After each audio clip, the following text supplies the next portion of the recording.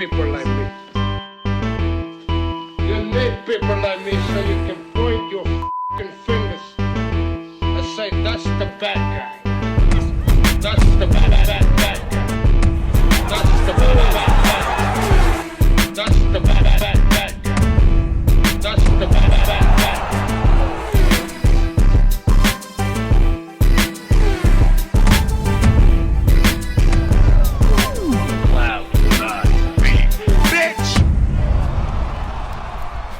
Welcome to the motherfucking relay. We're covering today's top boxing news. Ow! Okay, we'll start with this. Boxing insider Rick Glacier's reaction to the recent announcement of the Tszyu versus Keith Thurman Amazon Prime pay-per-view set to kick off PBC's Amazon deal. He said the real definition of insanity is doing the same thing over and over again, expecting a different result. Al Heyman may be insane. The same horrible fights that lost the PBC 9 network channels will now cause the PBC to lose its first streaming service, Amazon. Tszyu versus Thurman is embarrassing and the start of another demise. In truth, Heyman has no empathy for boxing whatsoever. There's no one else to blame for this debacle but Al Heyman, and they want you to pay for this garbage via pay-per-view. Why is it bad? What makes it garbage? I guess what makes it garbage is you're asking the consumer, you're asking the boxing fan to offer up, what's this gonna cost me? $80 to see a quasi-retired fighter in the main event that hasn't boxed in 2 years, hasn't proven anything at this weight. You know, this isn't even a title fight. Where most of us thought that this was going to be a title defense of Tszyu's WBO title at junior middleweight. It turns out the WBO, they don't even want to sanction this thing. And we'll get to that. Needless to say that Rick Glaser and many others, they are critical of this show, critical of it, and they're critical that it's being billed as a pay-per-view. It's becoming that much easier to criticize Al Heyman's PBC and what decisions they're making. And what they're doing. Given their limited resources and these circumstances. But then what should they have done? What would have been the appropriate course of action if this wasn't? What? And I happen to think it would have made a lot more sense for the people at the PBC to see about making a Terrence Crawford versus Tszyu fight instead of a Keith Thurman versus Tszyu fight. Because Keith Thurman, after 2 years of inactivity, he's not buzzing. His career has no momentum. Public perception of him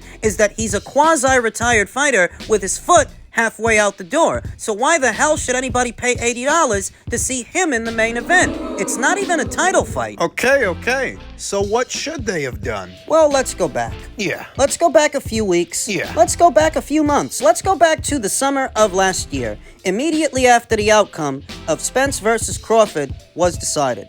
After that lopsided contest, they should have known right then and there, on Sunday morning, the morning after, that no amount of time and no amount of effort should go into planning a rematch. That should have been off the table straight away. There's no point in doing it because you can't sell it. Then what? In September, you saw that Jermell Charlo went up to 168 pounds and fought Canelo Alvarez in what was another lopsided affair, another one-sided contest. So one-sided that it's not likely that Jermell is going to boil all the way back down to 154 pounds to fight any of the guys that you've got there. No. It's just not likely to happen. And even if it were, public perception of the fighter is at an all-time low after that uninspiring performance with Canelo. People really don't want to see him. PBC on Amazon deal was officially announced in December. And from that moment, based on Terrence Crawford's buzz coming off the Spence fight and the buzz that Tszyu amassed throughout the calendar year,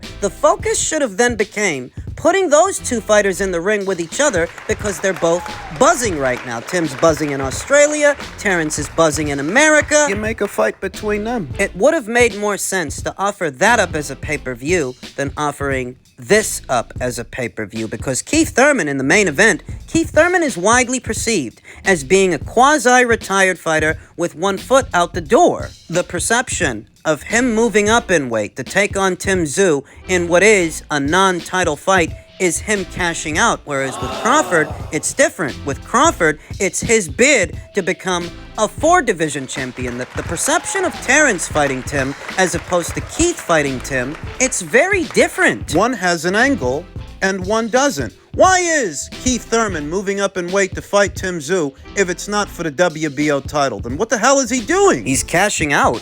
And it's very obvious that he's cashing out. It's obvious to the consumer, the customers. So do you think the customers want to pay $80 to see Keith Thurman, who hasn't fought in 2 years? They're gonna pay $80 to see him cashing out? Well, that's what the other fights are for. Fundora versus Bohachuk, Lara versus Zarafa, Romero versus Cruz. They're hoping that if they stack the undercard, that'll make the fight more attractive to more people. And we'll see if that works. Because preliminary reactions to the announcement, people don't seem happy. They don't seem impressed. But if this was a misstep, if this was a mistake, and the question is, what should they have done? What would have been more appropriate to put in the main event? Terence Crawford versus Tszyu would have made a lot more sense than Keith Thurman versus Tszyu. What could have been billed as Terence's bid to become a 4-division champion, or Tszyu's bid to upset the apple cart and take on an established name. You need me to tell you that Terence Crawford is buzzing right now? That he's buzzing a lot more than Keith is,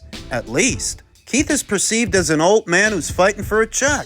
It's more or less for that reason the WBO has chosen not to sanction this fight. They could have been greedy. They could have sanctioned it and collected whatever sanctioning fees they could from it, but they've chosen to reject it. The WBO said, we're not sanctioning the fight for Tim's junior middleweight title because Thurman has been inactive and hasn't even fought at 154, nor is he rated. We simply can't break the rules. And that is more discretion than I think the WBC or the WBA would have exercised in this same situation. That if Tim held the title with one of them, they likely would have sanctioned the fight anyway, but not the WBO. They're standing on principle. They're saying now the WBO will consider allowing the fight to be a non-title fight, which is part of their rules for their champions. They likely will allow it, but if they do, and Tszyu loses the title, it will be vacant. Either way, that fight is happening, and the WBO title won't be on the line. Keith can't win it. Nor should he be allowed to.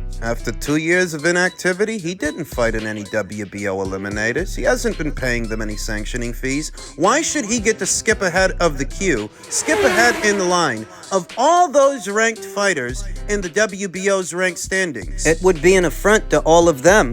All those fighters that are fighting and climbing up those ranks and fighting in those eliminators, paying those sanctioning fees, it would be an affront to all of them if Keith Thurman were afforded a title shot ahead of them, having done absolutely nothing in the last 2 years. It's upholding the bar of standard for what passes for a title fight in today's boxing landscape, that you can't offer up just any old schlock and call it a title fight. Can't afford a title shot to just any old opponent, not any old body. Even a former champion with a self-inflated sense of self. Not that I think Keith Thurman is all that concerned with winning the WBO title. I don't think he is. I think he's cashing out. Most people do. Most people, in spite of who he used to be, don't give him a snowball's chance in hell of winning this fight.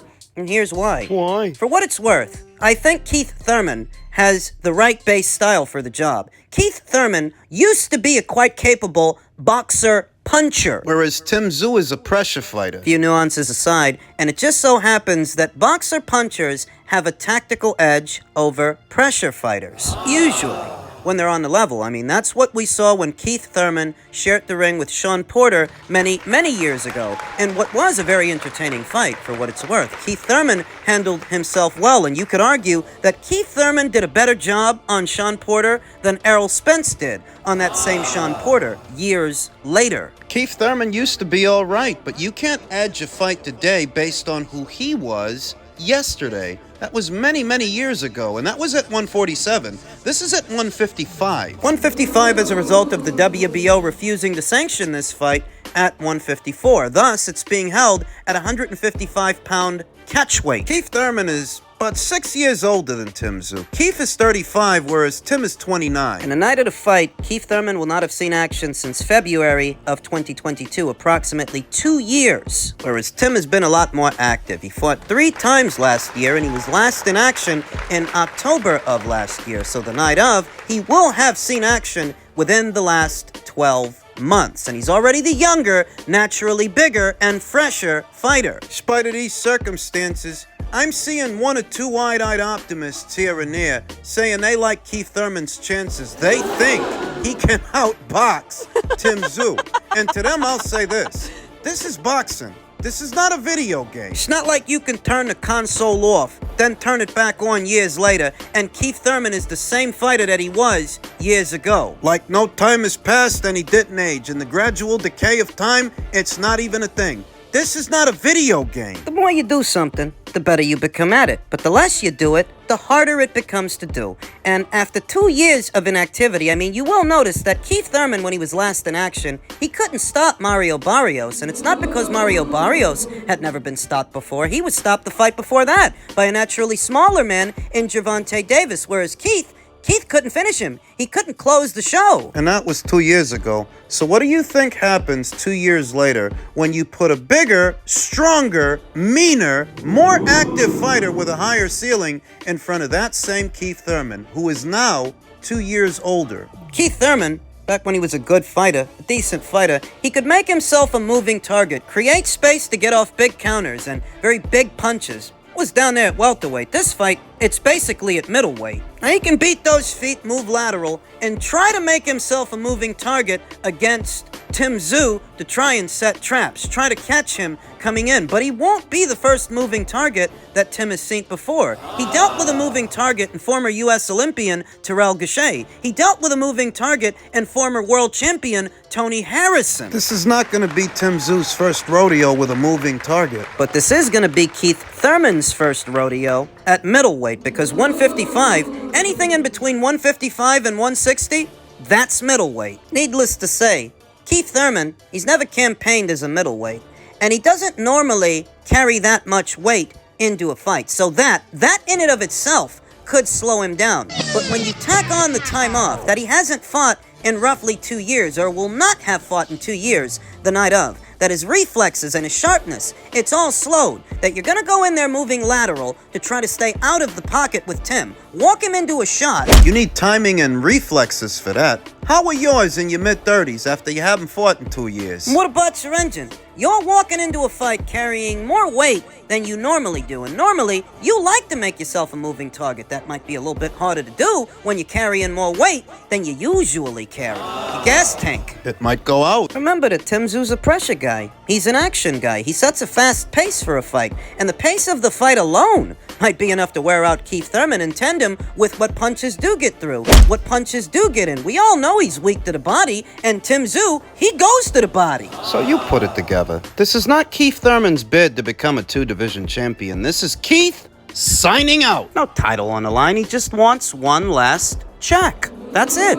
Now, as it pertains to that same card, what is to be the co-main event, the chief support to Tszyu versus Thurman, the Romero versus Isaac Cruz fight that has now been officially announced, Ryan took to his social media to react to that news, and he said, look, I was informed the deal was finalizing and it would be announced in the coming days. Obviously, that was a lie. My patience has been tested the last few weeks. I'm trying my best to be as honest and real as I can be to you guys. I'll be looking forward to announcing my next fight. I'm not going to say anything until it's actually signed and delivered. I still look forward to putting on a big pay-per-view for DAZN Boxing. Have a blessed day.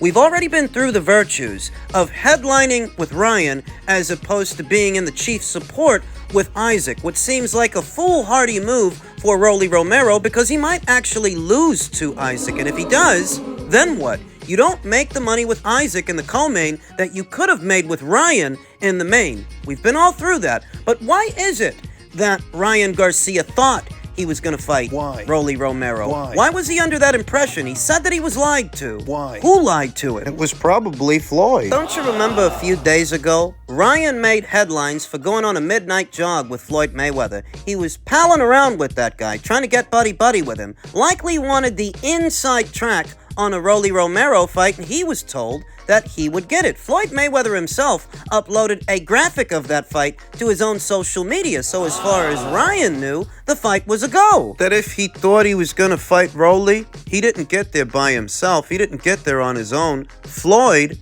may have led him to believe that. All the while, they ended up putting Rolly in the ring with Isaac instead. And you want to pay attention to that, because whoever decided to put Rolly in the chief support with Isaac instead of in the main event with Ryan, whoever did that, they don't have Rolly's best interests in mind. No. As a fighter, they don't, because he won't make the same money. No. What it reminds me of is when Jarrell Miller tested positive for all those banned substances and Anthony Joshua went back on the hunt for a dance partner. They offered Adam Kovnowski the fight, they offered Luis Ortiz the fight, and their teams, they turned it down to fight in what turned out to be smaller fights. Smaller fights that weren't for the same money, and smaller fights that weren't for 3 major alphabet titles. This reminds me of that whoever made those decisions for those guys, they didn't have their best interests in mind. And whoever made this decision on Rolly's behalf, they don't have his best interests in mind, because Isaac might beat him. Rolly is a flawed fighter. We all know that.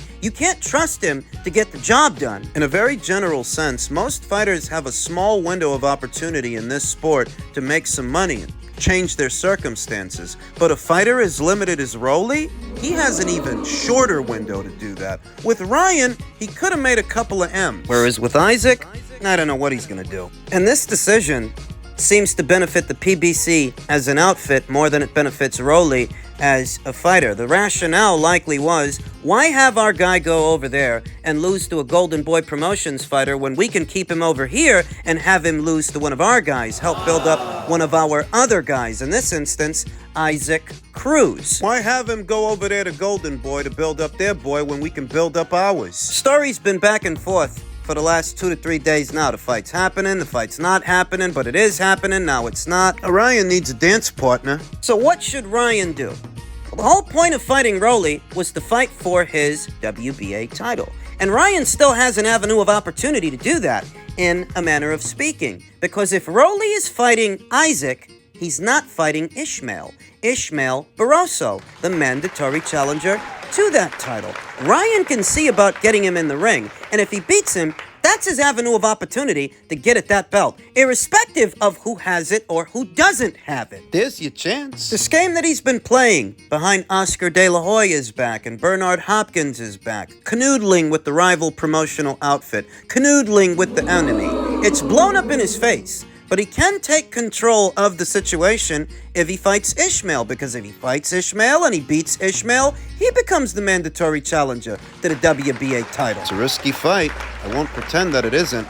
Ishmael has proved himself a formidable fighter to some degree. On some level, this guy can crack, he can punch. But what the hell is Ryan gonna do? Avoid every formidable fighter in this division because he can't get Rolly in the ring? There are not that many safe fights at 140 pounds. Rolly was really the only one, and Isaac beat you to the punch. So now, you've got to get your hands dirty. You bite the bullet, fight Ishmael, beat him, and become the mandatory challenger. When you do, you'll have the leverage to force the winner of that fight, or just whoever the WBA champion is, to fight. That's how you do it. Because in spite of Ryan's perceived popularity in terms of opponents, he doesn't have that many options. Not winnable ones. He's got to take a risk.